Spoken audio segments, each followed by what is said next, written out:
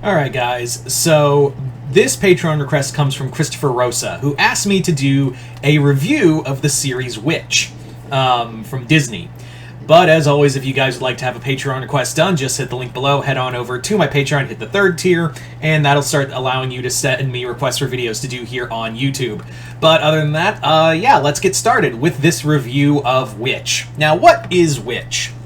Well, Witch was based off of an Italian, loosely based off of an Italian comic series. I can't remember if it was definitely like based off of a European comic. I remember that. I can't remember if it was Italian or if it was Spanish. I can't remember that one.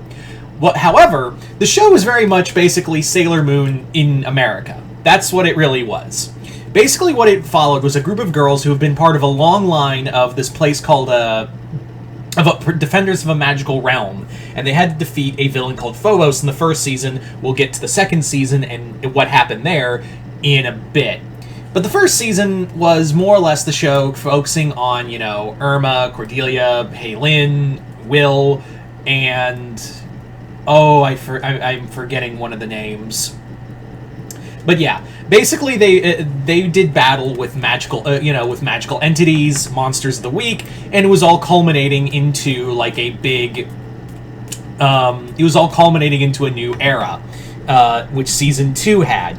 Season 2 we'll get into a little more, but let's talk about Season 1 for a bit. Let's give Season 1 some talk first. So Season 1 was very... looking back on Season 1 of Witch, it was very much a show that was meant to be episodic. Like, it was... not episodic, excuse me. It was very... plotting, there's the word. There's the correct word I would use. Season 1 was a very plotting show. But having said that, it actually did have its moments. It did have some good merit. And also, you have to understand that Season 1 of Witch was very much written by, you know, a bunch of old white guys who didn't know how to write girls in early 2000s. So it was very much a show that was like a bunch of old white guys going, oh, what do girls like? Clothes, shopping, boys. Yeah, boys. So it was very much a show that was like, it's very easy to see like Seasons 1 and 2, like how they compare and contrast, really. Like, you really do see like this, this very vast distinction between the two seasons because of like how far things go and things change in Season 2, and there's a reason for that. Someone is responsible for that, and you will know that person. But getting back on Season 1, Season 1 was very much like plot holes, Monster of the Week. Even the animation did suffer at some points, but there was like merit. There was a charm to this show because you really wanted to know more about the world of Kandrakar. And I thought the show, for what it's worth in that first season, while it was a fucking slog, especially with some characters who are like, holy crap, how are you this dumb? Especially the one girl they had to try to protect, Phobos' like younger sister they had to protect, and like he manipulates her the whole time even though he's clearly evil. I'm like, holy shit, kid, you can't be this dumb.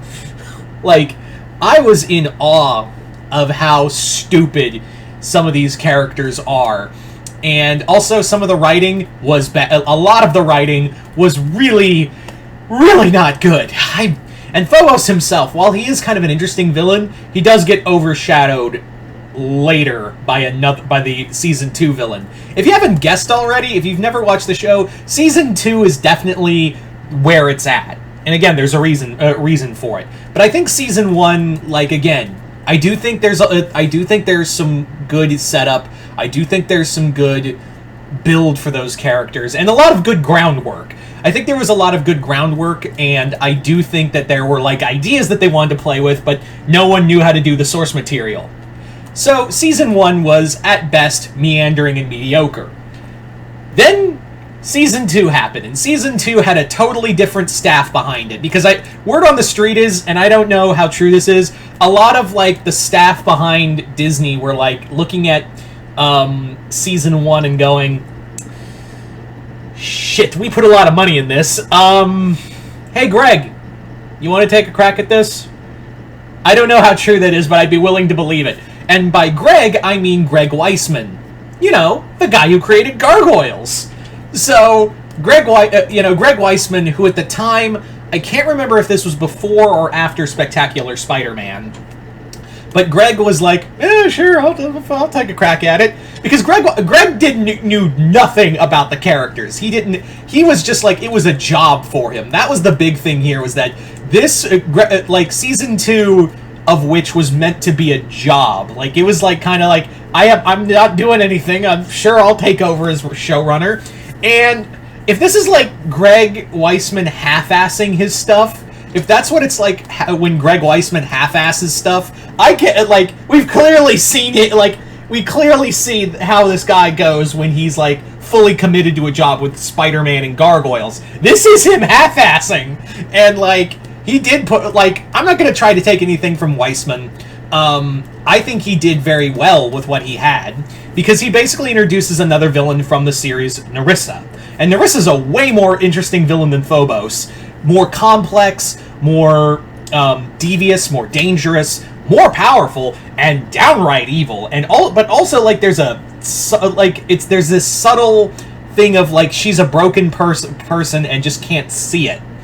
I really liked a lot of the character building, the world building, and, like, it wasn't like Weisman didn't look at season 1 and went, fuck all that shit, we're not doing all that. No, he took what season 1 had built, again, going back to that groundwork stuff, and then going like, alright, I will build on that, because I'm good at world building, I'm Greg fucking Weisman.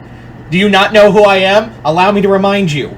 So he rebuilds a lot of the stuff, he brings a lot more lore into it, he brings a lot more work into the characters, who get to be more three-dimensional, especially Will. I think Will, out of all the girls, probably gets the best treatment, because Will was kind of annoying in the first season. She is like, really grating. It was very clear they didn't give a shit about her. But thank God, and also Irma gets more shit to do in season 2, thank God. Haylin also gets to have a little more interesting stuff, especially with her grandmother being one of the Guardians previously. It's a big step up. Season 2 is a very large step up from season 2, and it does make you wish, man, why didn't we get season 3? Come on, damn it! Stop canceling stuff after 2 seasons with Greg Weisman. Studios, looking at you also with Young Justice of Warner Brothers. Get fucked for that. Anyway, I need to catch up on Young Justice. I was watching it and then I stopped watching it because I was busy with other stuff in life, and then I just could never get back to it. Anyway, I just had that moment of, oh yeah, I should get back to Young Justice at some point. Anyway, also, that theme, that intro theme is a fucking banger. That intro, Witch's theme, its cartoon intro theme is a fucking banger, and it really makes me wish that we had stuff like that now. Like we had themes like that now in cartoons. They're either like, you know, non-existent, or when they are, they're just kind of like these indie folk songs that you hear from a band in Oregon. Tell me I'm wrong. But yeah, all in all, Witch was a great show. Season 1 was kind of a slog, and it's tough to get through, but once it's totally worth it once you get to season 2. But anyway, so there you go, guys. That is pretty much my review for Witch in general. So you guys tell me in the comments below, what did you guys think of Witch on a whole? Did you guys like it, hate it? Comment below, let me know. Once again, I'd like to thank Christopher Rosa for this Patreon request, and like I said before, if you'd like to have a Patreon request done, just hit the link below, head on over to my Patreon. You guys can hit the 3rd tier. That'll give you access to allow me to send Patreon requests to me, as well as check out all the stuff exclusively on Patreon as well. But other than that, hope you all enjoyed this. I'm Mr. Multiverse. I'll see you next time, the Multiverse.